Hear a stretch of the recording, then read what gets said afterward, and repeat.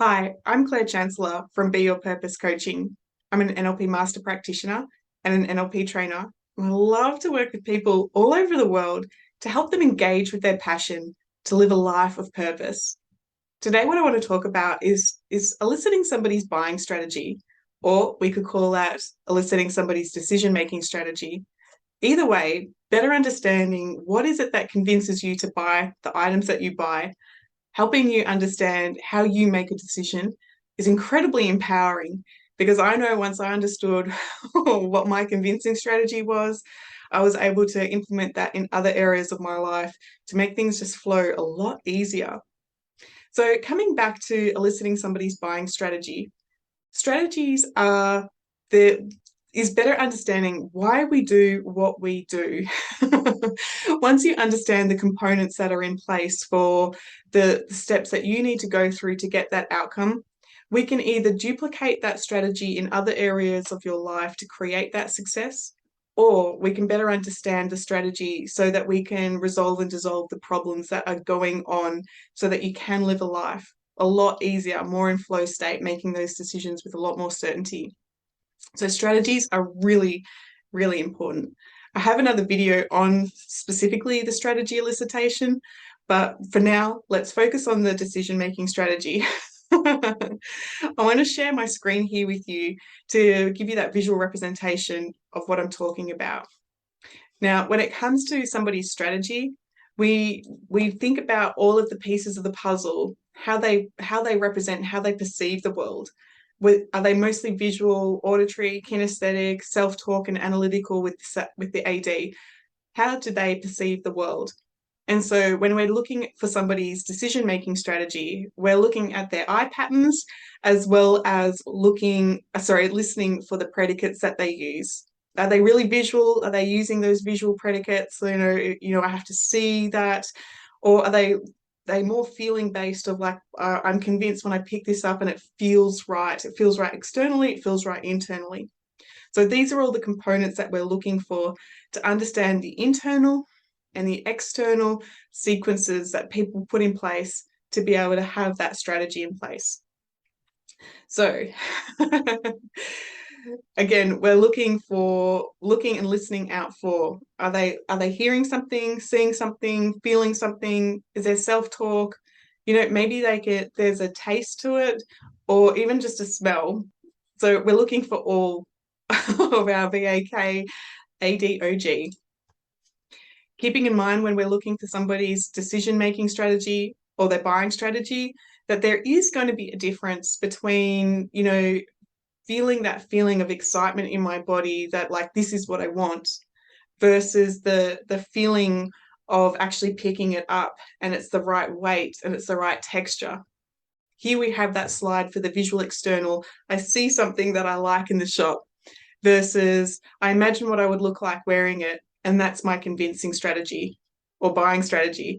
So it just depends on listening out for their listening out for the predicates that they use while watching their eye patterns.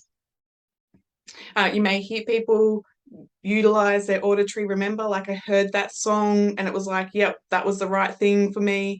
Or again, I've already articulated the feeling. Is it the feeling and emotion, or is it externally they felt the texture?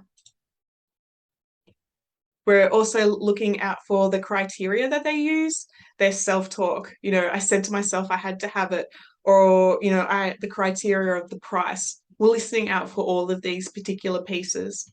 And even the olfactory, I smelled it, it was yummy, I had to have it. I've just gone into a bit of a synesthesia there of, I smelt it and then I said to myself I had to have it. So we're listening out for all of those pieces. When somebody has their buying strategy, there is going to be a sequence. Maybe they said something to themselves like, I need this, or there was again, they said something to themselves that there's something missing, I need this. Then they see the item on the shelf and it's like, yes. Oh, sorry, I've used visual internal. They imagine what it would be like to have that problem solved. They imagine what it would look like to have that item in place solving that problem. So then the next part of it is to actually see it externally. They go to the shops, they see it externally. They may pick it up, they may feel it, they may flick through the book, they may do whatever they need to feel it. And then maybe the price comes into place. And we can see from this strategy elicitation that we've completed a loop. There's the AD and we finish on the AD. That will help somebody to exit that. And now we're on to the next strategy, the strategy of certainty of buying that.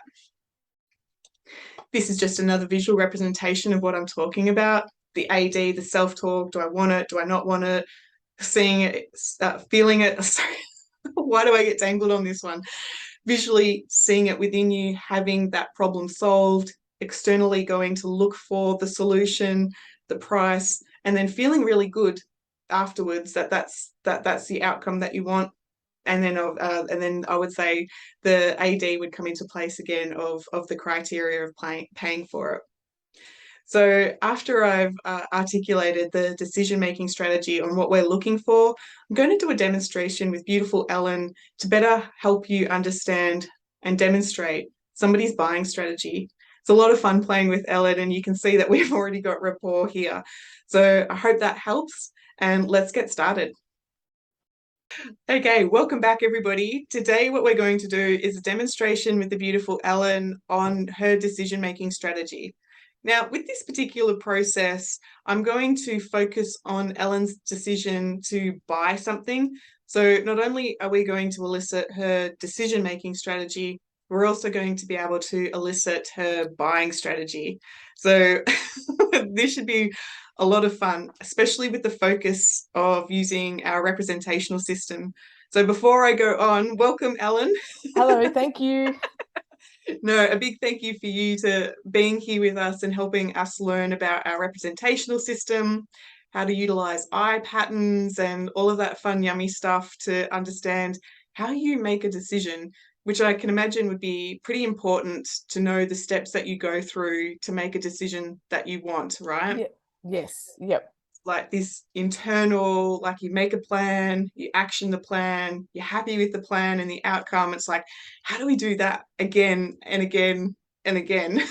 so, so Ellen, what I want to hear from you is, have you recently bought something that you were pleased with?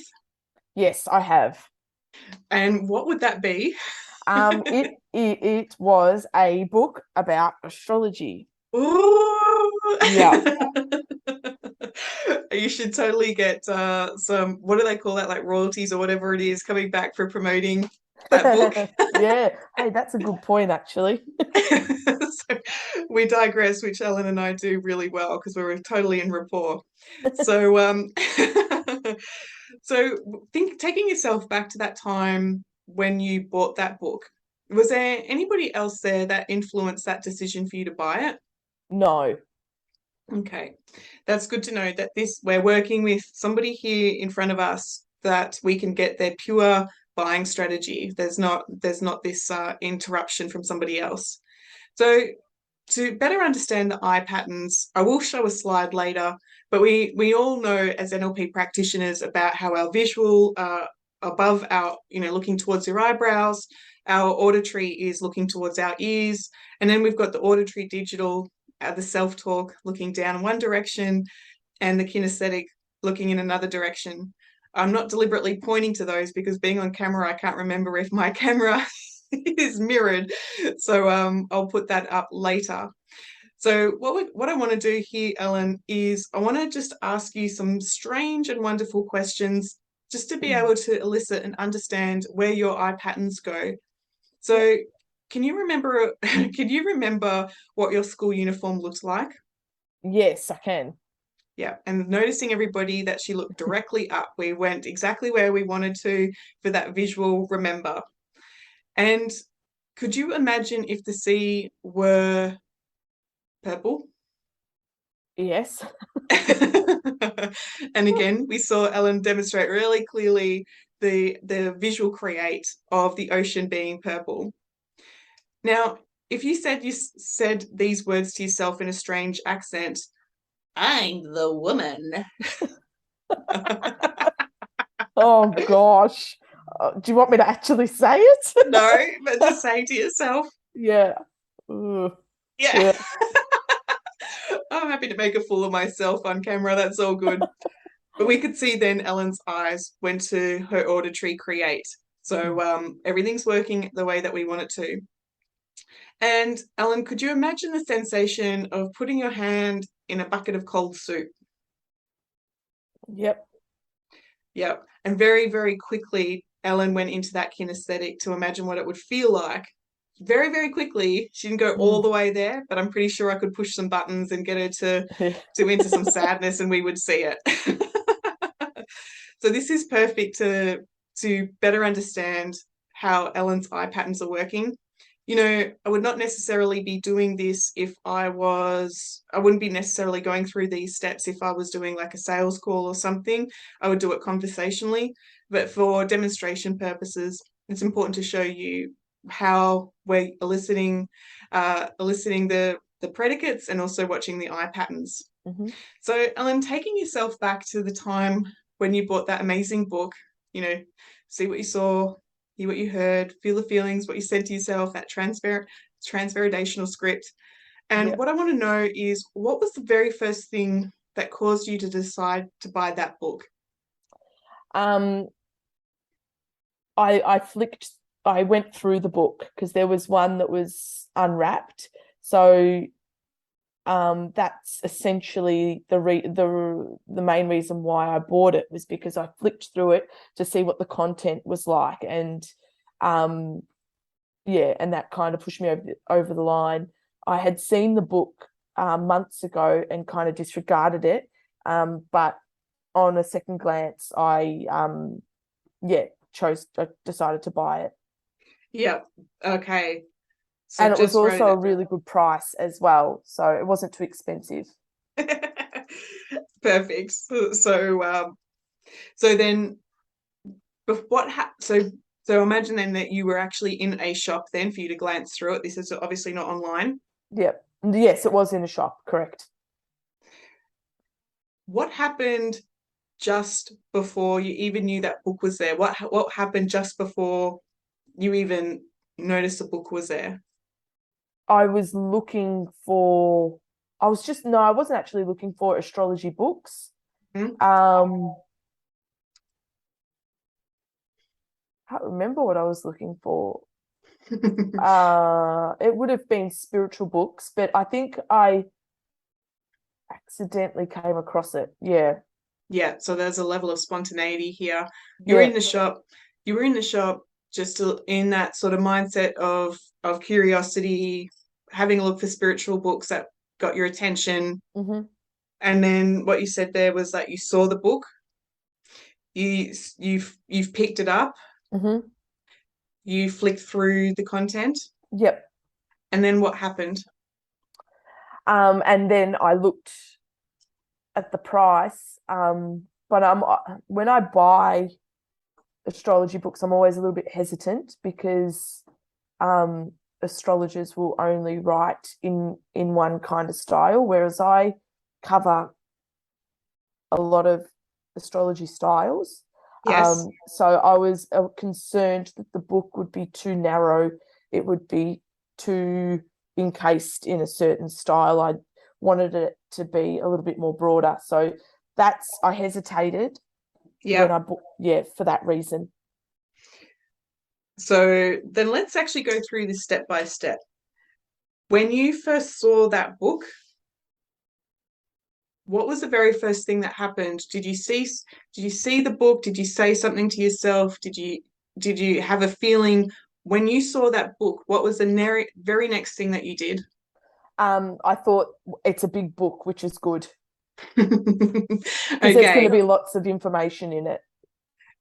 And so there was a level of AD, there was a criteria, like there was like, this is a big book. Yep. And so then when it was a big book, then what was the next thing that you did? Was it something you saw, something you heard, something you said to yourself, something you felt? Well, I thought that. Then I noticed that the book had color flags on it. Yeah. Like on the pages, you could see that it was color marked. And I went, oh, that'll be good, because there might be sections on certain planets, which is essentially like what happened. Like, I opened the book and I realized that there were sections dedicated to planets, which was good, because there would be detailed information about those planets that would be useful. Yes, okay. So let me go into this just to make sure that I remember your buying strategy. You saw the book. There was an immediate self-talk on, there was an immediate synesthesia on the self-talk and the kinesthetic of like hesitation. Oh, that's a big book. And the feeling of, or maybe there was that level of hesitation. So, oh, there was a big book, but the kinesthetic came in. Yep. So we've got that kinesthetic AD synesthesia. Then it sounds like the next thing you did was that external kinesthetic. You picked up the book. Did the weight of it make a difference for you? Yeah, it did. Yes. Yeah. Yeah. Yep. So there's that kinesthetic. And then as you flicked through, that self-talk again came in to say that will be good. Like there was enough detail in it. There was the colors, so that there was that visual that then came back in. Yeah. Then what happened, Ellen? Did you see something, hear something, say something to yourself? I still wasn't 100% sold. So Mm-hmm. and I think fundamentally I was looking for information about past life kind of astrology. That's Yep. what I was trying to find. And I discovered that it didn't have that, but the level of detail in other areas of the book talked me into it as well as the price. It was only $45, so I didn't think it was it wasn't, $100. If it was $100, I probably wouldn't have bought it. Yes, yep. Okay, so then there was that again, that criteria on the price, the Yeah. self-talk, how much it was worth. And then so once the price was what you would want to pay, and what was it about the price that felt right? Or was there a criteria of it needing to be compared to other astrology prices? Yeah, I probably compared the price to just books in general, and I thought that for the size of the book and for the information that actually was in it, I thought $45 was okay. Yeah. Even though it wasn't exactly what I wanted, because it didn't have that information that I really wanted. But I thought $45 was okay to give that book the opportunity to give me other information. Yeah, yeah, yeah. Yeah. And so once you saw that price, was that it? It was sold, or was there another step after that? No, that was it. Okay. Yeah. So it sounds like with your buying strategy, you see what you want. There's that criteria, there's that synesthesia of like, does it match what I want, in the sense of like, oh, this is a big book, and the feeling of like anticipation of like, oh, what's in it. Then you actually need to almost handle the book, kinesthetic, feeling it, flicking through, looking for what you want in that book. Is there enough detail? And then there's that AD that says like, yes, this is what I want, but you're still looking for more information here. There's still that, okay, what's the price? Does it meet that criteria? Again, very visual, very criteria and the kinesthetic. There's not too much auditory playing out. Needing to hear from somebody else, like they recommend this book. It was like, no, I've got my own self-validation playing out. Yep. And so once the price is what you want to pay, that's when you complete your buying strategy. So yes, you're going to say something? Yeah. No, that's it. There was something that also popped out in the book while I was flicking through. So, which was there's quite a large chunk in the book that talks about dissecting the birth chart. So, and that's probably an area of my astrology that is my weakest, is being able to understand, or not understand, but yeah, being able to really immerse myself in the birth chart. So I thought that was an investment Yeah. And if we're watching your eye patterns there, and it's the it's more of the looking and then the self-talk and the feeling, like it's just Yeah. it's playing out there. So it sounds like if we were to go car shopping, let's say, you would have to see the car to know, like, does it look the way that you would want your car to look like? The next thing is that there's a level of criteria that needs to be met for you, in the sense of what is it? What is the type of car? How does it make me feel looking at it? Then the next thing that you'd want to do is actually sit in the car to feel what it feels like to be in this car. Does it feel right? Then you're still looking for that detail, like, oh yeah, this will be good, like, yeah, this fits in, or maybe not, and then that strategy would close, so you wouldn't actually complete the buying strategy. And then again, you're going to look for more info, the price, maybe the safety specs, and so on and so forth. And once you've got that, it's like, yep, this is the right one for me. Does that Yeah. make sense? Yeah, it does. So this is your buying strategy. If I had said to you, Ellen, I've got $45,000 in my bank, and we need to go and buy a car, and it needs to have all of these safety specs. Hmm. Can you feel your energy sort of like going, like, either excited or going like, oh, you know? No, excited with, yep, $45,000 safety specs. Yeah. I love nice flashy cars, but fundamentally when I'm driving a car, it's all about safety. Yeah. So when it comes to Ellen, her convincing strategy, that there's a difference between her buying strategy and her convincing strategy, and that's what I'm just playing with there. Yeah, yeah. Ellen's convincing strategy is the price. So we're looking at, if I was working one-on-one with Ellen, I may look at some more of her uh, money beliefs on that one. That's the convincer, versus her comfort. So that's a whole nother talk for another day. But at the end of the day, Ellen's convincing strategy is the price. For me, my convincing strategy is I need to have two items. If I'm looking at a washing machine, doesn't matter how much this is the right one, it ticks all the boxes. I still just need to compare it, and that's my convincing strategy. I know that, and it now saves me plenty of time when I go shopping with my husband, and it's like, just show me another one, and we can get back on with our Saturday afternoon. Whereas Uh, another one for me is confusing. But if we were coming back to that, your buying strategy, I imagine that being told what you need to buy, or being yeah, I'm actually going to stick with that one. Being told what you need to buy is not the start of your buying strategy. It's not going to get you excited compared to the price or what you see. Yeah, yeah. Sorry about that. My phone rang and everything went a bit crazy on my screen. So my eyes would have gone.